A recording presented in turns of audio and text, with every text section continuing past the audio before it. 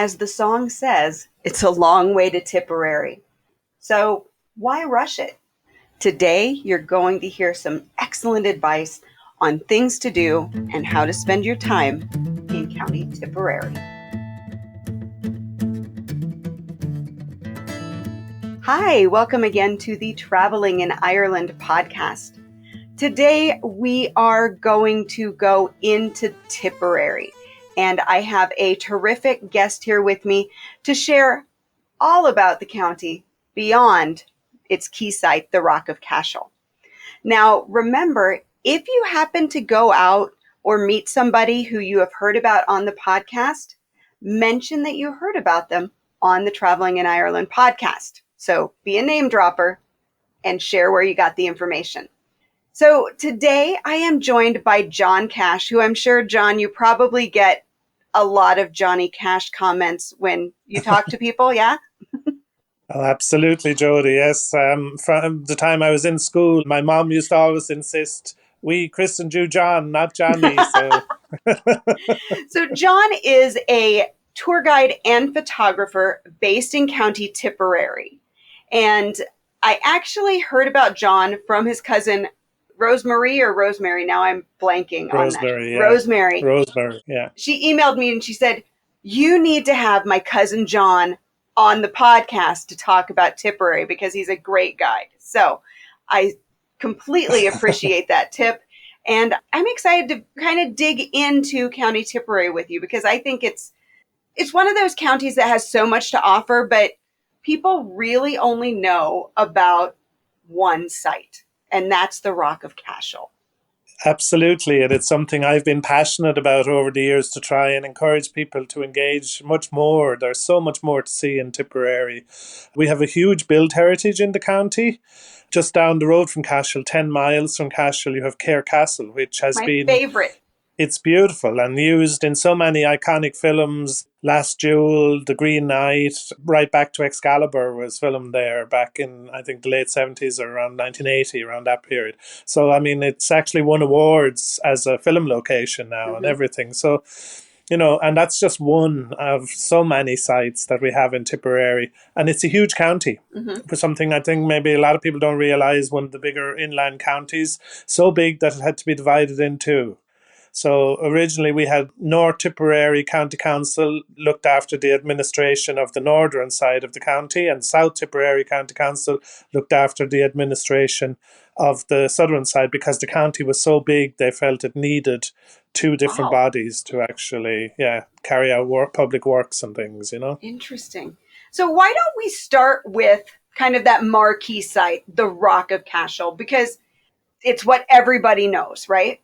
But also, it's really dominant. It's one of those places where it's like you come around a bend in the road and all of a sudden it's right there and you can't help but gasp. It's just amazingly stunning. It is incredible. And I have heard people comment that, it looked better from the road approaching. What people don't realize is if you don't engage with the history of the rock, then you miss out on so much. And in fairness to the OPW, the body that look after it, they've put in now QR codes that you can download the information onto your phone if you don't want to do a guided tour. But if you don't understand how iconic, not only it looks iconic, but the history from the 4th century until it was abandoned in the mid-18th century. It covers such a huge span of Irish history that you have to kind of engage with the site to get the best out of it. So that's what I would say to people. If you're going to travel, make sure you engage and learn a little bit about the actual site and the history and that, you know. And the OPW does an outstanding tour there. They really, really do. I can remember when Cormac's Chapel was actually open and you could go into it. You didn't have to be on a separate, I think they open it, 2 or 3 times a day now, just to keep those, the paint from deteriorating further, right? Yeah, it's the amount of moisture. With the numbers that they get at the Rock, you're talking at the height of the season, it can be anything between 3,500 and 4,000 people a day. with those kind of numbers, if everyone were going into the chapel, the amount of moisture they're putting into the sandstone was Mm-hmm. actually deteriorating Mm-hmm. the inside of the chapel and the paintings, as you say, the royal paintings. So it's to control that. So they've now actually changed it back that 50 people on each general tour can be taken inside the chapel at the end of the tour. And if you come at the right time of year, you won't have 50 people on your Mm-hmm. tour. You know, you would get into the chapel if you wanted to. In summertime, you may be unlucky that you arrive up just before the tour starts and they say all the wristbands for to go Mm-hmm. into Cormac's Chapel are already sold out, you know. So that's a risk you take, but at least now you're guaranteed with, if there's say 6 tours in the day, 300 people at least will get to go inside and see the inside of the chapel.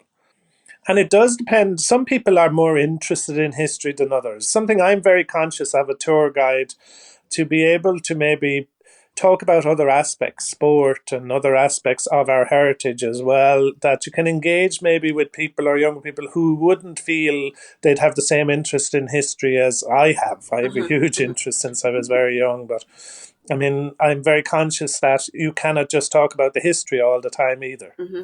So at the Rock of Cashel, I usually tell people 90 minutes minimum to really take it in, get the full story, explore the area. But if somebody is, maybe they have children with them that just aren't going to have that attention span, or their itinerary is tight, which happens a lot. Right, yeah. What are the key sites, the key spots at the Rock of Cashel that you think people should be making sure they're experiencing? Okay, well, in the rock itself, try to get in to see the Vicar's Choral. It's Mm-hmm. refurbished. It gives you a lovely idea how these medieval buildings would have been furnished and everything. There is also an audiovisual which only lasts 18 minutes. And that's put on every half hour, starting, we'll say, 9:30 in the morning, 10:30, like that. Mm-hmm. And that gives you a good feel for, not just to help you with actually the history of the rock, but our Irish history as you would be traveling around the country and going to other areas and that, you Okay. know. Very So interesting. in the town, if you're going downtown, it's now Cashel is a great town to eat in. There's some Mm-hmm. really nice Mm-hmm. restaurants, pub restaurants, things like that. But you also have the walls of Cashel. So if you wanted to just take a wander, if you had the time to take a wander around the town, there's plenty of other things to see in the town as well, you know. I have done 3 hour tours of Cashel, so It's really a lovely town. it is a beautiful town, yeah. Now, I mean, I'm actually not originally from the town, but my mother and my wife are from the town, so I have very strong connections to the town and that. My dad is originally a North Tipperary man, so I have actually strong connections throughout the whole county of Tipperary, I suppose, you know. So, spreading out into the county of Tipperary, why don't we go to Cahir Castle next? Because we've already mentioned that. And as I said, that is my favorite castle, I think, in the entire country, which is saying a lot. So, why don't we go Yeah, there and then let's spread out a little bit more across the county and just kind of touch on some of the other things people might want to keep in mind when they're planning their itinerary. itinerary, sure, yeah, no problem. Yeah, Cahir Castle, as you say, it's absolutely stunning. The banks of the river shore. There's a beautiful walkway actually along the river shore down to the Swiss cottage, which was a folly slash fishing lodge for the Butler family, who were the predominant family. Even though Cahir Castle was actually originally built by the O'Briens, who were descendants of the famous Mm-hmm. Brian Boru from Irish history, the probably the most famous High King of Ireland. It was predominantly actually lived in by the Butlers, who would have been an Anglo-Norman family that moved to Ireland after the Norman conquest of Ireland in the late 12th century. So just stunning, absolutely, as you say. But the whole location with the river running by it, they've now built up, they have ducks, geese along there for smaller kids. You can put a 50 cent, I think it is, into a machine. You'll get out food to feed the wildfowl with and things like Mm-hmm. that. So there's interactive things as well, and they're constantly seem to be adding it. There's the walk down to the Swiss cottage. There's wildflowers now planted along it, and you get beautiful biodiversity and butterflies, damselflies, dragonflies. I mean, you know, kids certainly. I've watched kids; they just seem to be amazed with it anyway. So if you've younger kids, that's a good spot with everything that's going on there. You know. Right. And I think what I love the most about that castle is it's almost a dungeons to battlements exploration. Yes. And you used to be able to actually go on the battlements. They don't let you do that anymore. But I mean, there's a tower at the edge over the river. You can get up onto the top of that, down into the dungeons, into the rooms. And then there's, I think, I always tell people this, there's that the little cafe, is it Riverside Cafe or whatever, that's just across the street. That's And right. they make a great sandwich. And then you go behind the castle and you have a picnic. And it's just, Yes. it's an ideal place. Yeah, and totally. Yeah, I mean, beautiful grounds there, and loads of benches in there now. Mm-hmm. So if you get any kind of a nice day, it is absolutely fabulous to just sit out there. And so few tour, but I mean, very few people stop. It's amazing. Yeah, we get a lot of people. I would talk to a lot of people, even maybe down the town in Cashel, visitors. Like, Mm-hmm. Mm-hmm. hi, how are you? Are you having a nice trip? Whatever. Just kind of get some feedback. The amount of people who would tell me, yeah, we left Dublin, we went down to Glendalough, we went from Glendalough to Kilkenny City, we're going to the Rock of Cashel, we're going to grab something quick to eat here now in the town, and then we're going to be either in Kinsale or Killarney or something Or later Blarney. today. Or yeah, or we're going to Blarney to kiss the Blarney Stone. Yeah. And so yeah, it does. It makes and one thing I have always, if you have any ties to Ireland or even going back any family members further back in your family that have ties, try to talk to people about the names. The Mm-hmm. connections are amazing, Mm-hmm. the way we can tie the names together in different areas and that type of thing. And if you talk to the right people who have a little bit of knowledge, they can tell you so much about maybe where a family came from or things like Oh, that as very well. true. Yeah. Very true. Yeah, you do need to slow down just a little. It's a Yeah. small island, but I think people forget maybe our road system isn't quite up to what you'd be used to in North America or the Mm-hmm. USA Mm-hmm. and places. So for a small island, you do need to give yourself a little bit of time, I think, to really enjoy it. Yeah. I mean, just to talk about ourselves, we're going back to Italy for our third time in less than 10 years this year on holidays, simply because I think it's better to immerse yourself into different Mm-hmm. regions and learn about those rather than trying to see the whole country in a week or 2 weeks or something like that. So I understand that the Yeah. USA is much further away, much more expensive to travel to Ireland too. So I'm not trying to suggest. It is something that I talk with people a lot about, trying to slow down and only take in a part of the country. But I think the great thing about Ireland is that you can take in maybe just a quarter of the country, but still get all of those experiences that you Totally. would get. You have, let's say, the cliffs of Moher over here. Okay, well, if you're in the southeast quadrant where you're going to take in Tipperary and Cork, well, maybe you visit Ardmore in Waterford. You've got In beautiful what? cliffs Yeah. there.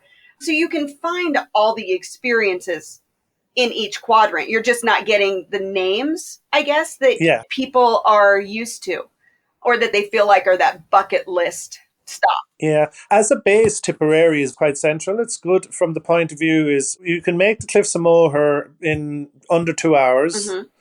If you want to go to Kinsale, it's about an hour and a half drive, and of course Kinsale is Mm-hmm. gourmet capital of Ireland. They say with all the beautiful restaurants they have, Mm-hmm. and it's twinned with Newport, Rhode Island, actually. So you have that, you have the sea there, and it's the start of the Wild Atlantic Way. Mm-hmm. So if you get to Kinsale, you can say, well, I was on the Wild Atlantic Way as well. So you can actually cover quite a bit Mm-hmm. from a central base.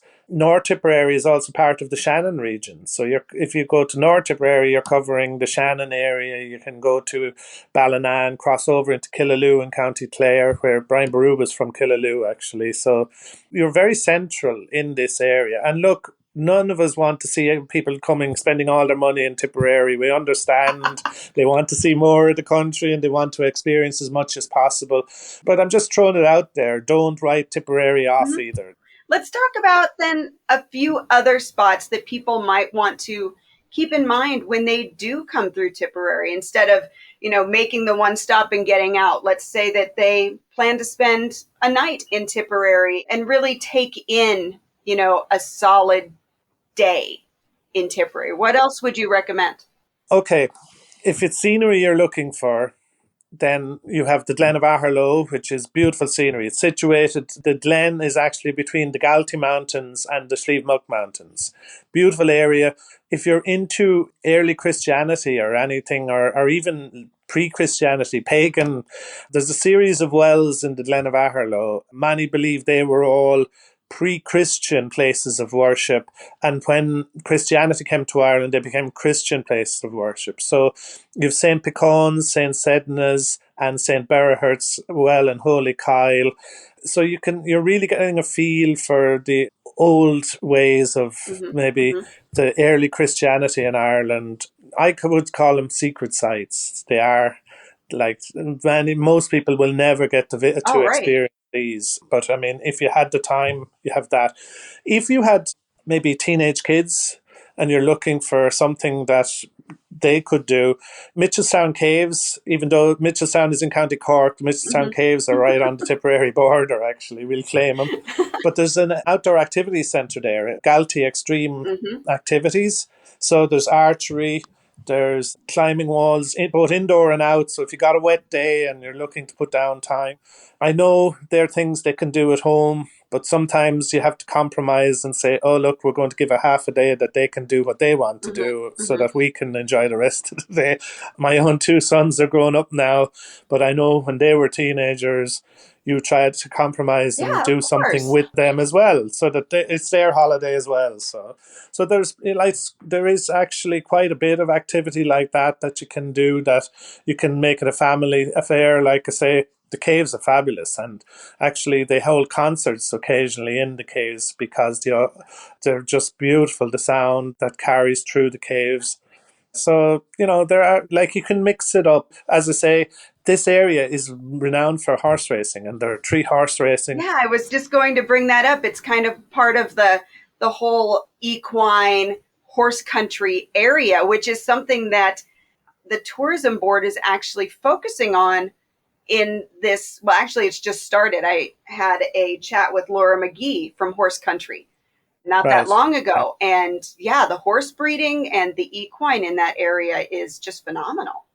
It's huge, huge. And many say that, especially for steeplechase horses, it's because of the limestone base that it helps to strengthen the bones of the horses when they're eating the rich grass that has a limestone base in it and that. So calcium helps to strengthen the bones. But either way, it is huge in this area. As I say, in County Tipperary, we've three horse racing tracks. So there's horse racing on different days, and those in the summertime, especially evening meetings. But there's also pony trekking. Hmm. There's Hmm. quite a number of people, and there's a place in the Glen of Aherlow that I've already mentioned that offers pony trekking. So you can experience maybe Ireland in a different way, on horseback rather than driving around in the car all the time.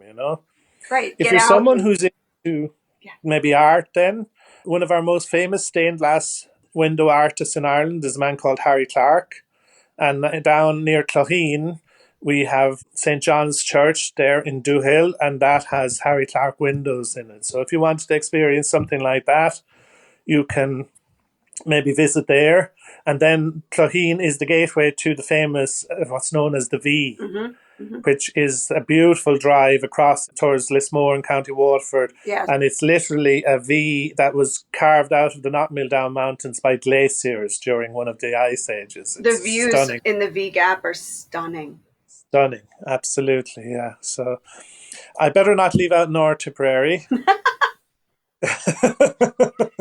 So you've Nina Castle up there. It's small, but what you have is Gary Kennedy is on the Shannon, beautiful place. And Brian Brew's father was a Kennedy. His name was Canada Mac Larkin, which means Kennedy, son of Larkin. And in Gary Kennedy, which Gary means the garden of the Kennedys, you actually still have a Larkin's pub. So, like, his two names are still represented in the area. Like, to me, it's just incredible, the way the names have. Right. And that's what you said at the beginning. If you know the names and you understand the meanings, you're going to learn so much about an area that you're in. In, yeah, yeah, and it does. And people, like, there's always local people, and people are very good. If they don't know, they'd say, oh God, Tommy up the road, I'll bet you'd know that. I'll ring him for you and I'll Mm-hmm, ask mm-hmm. him. Like they are, if you ask the questions, in the most, you'll always meet the odd one who'll go, no, I don't know anything. But for the most part, people try to be helpful, you know? They try to. I've seen people go out of their way now, really. People have rang me at times. I'd be in the middle of a walking tour and my phone would be ringing. And when I'd ring back afterwards, they'd say, oh, we were here in Golden and someone asked us a question. We said, oh, John Cash is the man to ring. And I had your number in my phone. You know, they would try to help people as much as possible. So try to ask questions. People will help you, you know. Yeah, Ireland, I mean, one of the things that people always say is, the Irish are so friendly, the Irish are so friendly. And that's one thing I'm asked often is, are people really as friendly? Is this something that's kind of piled upon, or people can't be that friendly? And really, they just are, especially when you get out into the more rural areas, I think, where there's less busyness, less hurry. Yeah, you stop and you chat. But then, like, one of the great sayings is, if you want something done, ask someone who's busy. Sometimes it's the person that's busy. If you catch them at the right moment, will go, I'll take a few minutes and I'll help you there. You know, so I do think that for the most part, and like I said, there's always exceptions to the rule. And apologies to anyone listening who has had a bad experience, who met someone rude, who kind of ignored them or walked away and said, no, I don't know anything about that. For the most part, I think if people will take the time and they will try to be helpful, you know. Of course. So, John, you are incredibly knowledgeable. Like I said at the beginning, you're a photographer. You have had your works published in places that people have probably seen and would not connect you with that. So, what would you say? I always ask about the three things you shouldn't miss in an area, but I think with you, what I would like to know is, what are the three places in Tipperary that you think are like the most incredible places to photograph? Where are you going to get those pictures that are just going to take you back? Okay, wow. I know that's a tough Can one. I I pick I three? threw this at you really kind of off the No, cuff. no, you're fine. So, but yeah, I'm thinking pictures. What would you say are your favorite places to photograph? One of my favourite places to go is a place called the Clare Glens. Now, it's not in County Clare. It is in Tipperary, but it's the River Clare. And it's a beautiful, but it has lots of waterfalls. As the river is coming down off of the hills and Mm, mountains, you've got waterfalls, beautiful places along it, beautiful deep pools. probably It incredibly is a peaceful. Yeah, it is. That's what I was about to say. It's so peaceful as well. Yeah. Now, again, at certain times of the year, there'll be lots of people out walking there. Mm-hmm. But for the most part, if you go there any time, maybe early morning, late evening, you can literally have the place to yourself, you Mm. know. And it's very close to a place called Rare Cross. Rare Cross has a cord cairn, which is over 5,000 years old. So if you wanted to again experience some of Neolithic or Mesolithic Mm-hmm. Mm-hmm. history, the late Stone Age or early Bronze Age, that Cork Cairn was a place for cremations. But you also have a wedge tomb there, again, thousands of years old, which is known as the Laba of Diarmid and Grania. And Diarmid and Grania were the young lovers. Grania was the wife of Fionn McCool, who ran away with Mm-hmm. one Mm-hmm. of his Fianna, one of his soldiers, Diarmid. And all over Ireland, you have lots of labas of Diarmid and They were Grania. They everywhere. were either very tired or very amorous. But yeah, when people couldn't explain, Mm-hmm. they made it up. Right. And a wedge tomb with its flat stone lying across the top looks like a bed. Mm-hmm. The Laba is bed in Irish or Gaelic and of Diarmid and Grania. So the bed of Diarmid and Grania. And like I said, there's a number of them around Ireland. But that's where our wonderful folklore and our Shanakees, the old storytellers, come from. They were paid. The better your stories, the more you got paid, or the easier it was to earn a living for yourself. Right. So, and it's the same in every tradition, let it be Native American or the Norse or Greek or Roman mythology. If there was a feature in the landscape that you couldn't explain, it'll be grand, make it up. No one else knows the answer anyway. Right. Yeah. You tell it with a straight face and you're going to get believed. Yeah, absolutely, totally. Yeah. So, that hidden history to me is important. And for any of your listeners, if they come to Ireland, if they want to contact me, and I'll just give them recommendations even. I'm a great believer in just trying to help people because it all comes back some way in the long run. So what is the best way for people to contact you, John, if they're coming into Tipperary and they want to maybe have you give them a tour, or if they just want information? That's a very, very generous offer. And, you can probably expect a few hundred emails coming your way. Yeah, well, my email is John Cash, GIP. The G is for golden, the I is for Irish, and the P is for photography at gmail.com. I also have a page on Facebook called Love Tipperary. Now it's LUV, Love Tipperary. The other love was gone, so I had to take what you get. Yeah, and I'll be honest, I hadn't been as active on that for a while. I am back now trying to do more on that. But if anyone there's a messages message through button me, there, yeah, message me through Love Tipperary on Facebook, and I will be more than happy. On Instagram at John Cash GIP also. I'm on Instagram there, and again, if you follow me there, then you'll be able to send me a message on Instagram as well. Or whatever. And all of my listeners know that all they have to do is hit the show notes, and that information will be there so they can find you easily. So before I let you go, John, I am going to ask one more, probably a little bit of a tricky question, because obviously you love Tipperary, you love history. So this is actually a question I haven't asked in a long time of anybody, because I like to kind of focus on the small area. But because you are a photographer, you are a historian, what do you think are 3 places in Ireland that are the most important for people who may be coming back to, their family came from there once upon a time, or they feel a draw to Ireland? I know a lot of people kind of have that gut feeling of, this is where I need to go. What would you say are 3 really important spots that people should keep in mind?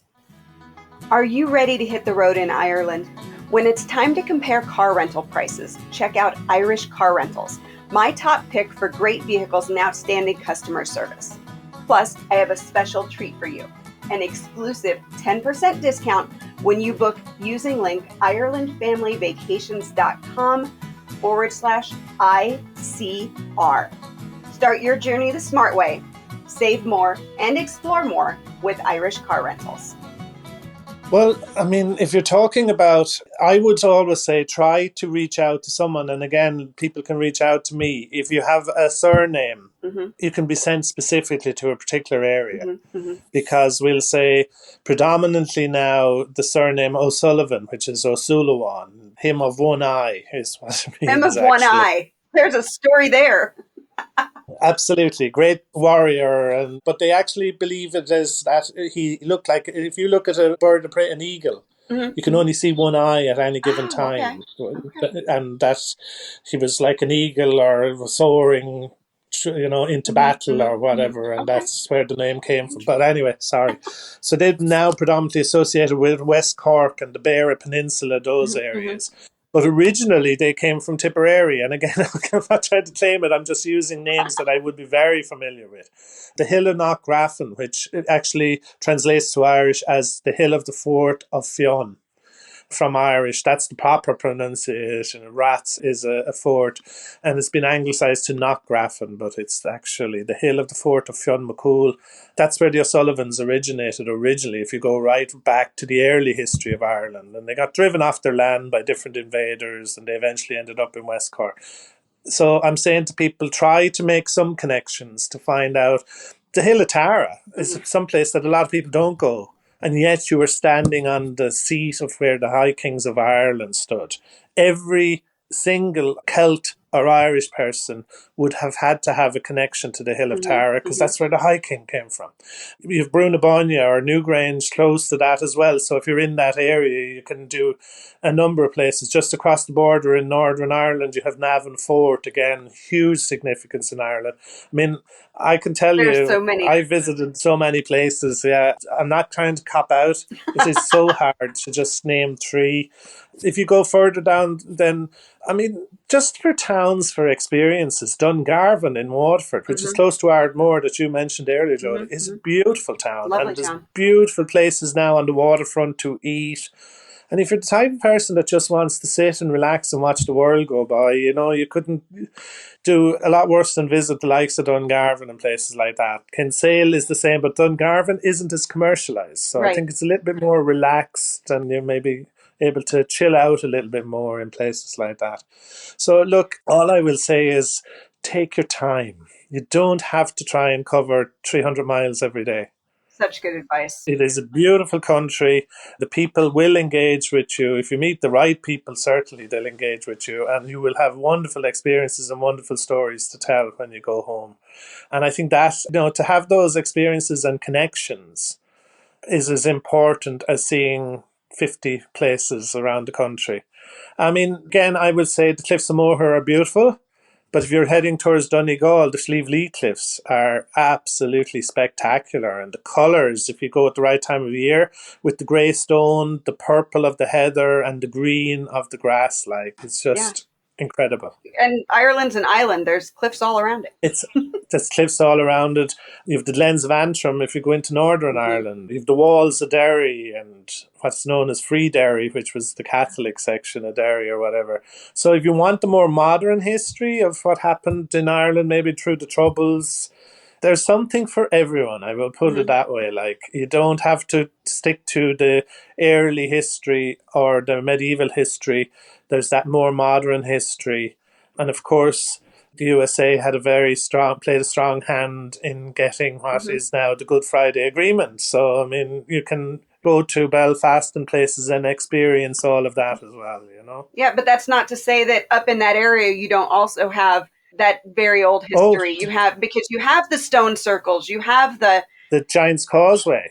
John McCool built a causeway over to Scotland so he could fight a giant in Scotland. I mean, come on. You can't beat these no stories. better At the stories. Slieve Lee Cliffs, there's a rock feature that looks like a table and chair, and they say that's where Fionn McCool used to sit to eat and that. So the giant's table and chair at the So many Slieve Lee great Cliffs. stories. The stories are all over the place, and it's wonderful, and that's why I try not to be too insular. I love Tipperary, don't Mm-hmm. get me wrong, but the rest of the island is beautiful as well. We might not have helped with the overwhelm of planning a trip there at the end, John, but I really appreciate you. I know, yeah. But it is so hard. That's why I genuinely mean that. If people contact me, I will help them. So kind.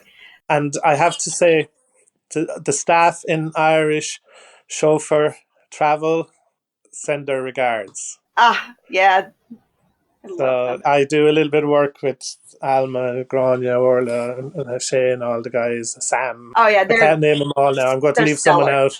They're stellar. Yeah, they're brilliant. Yeah, yeah.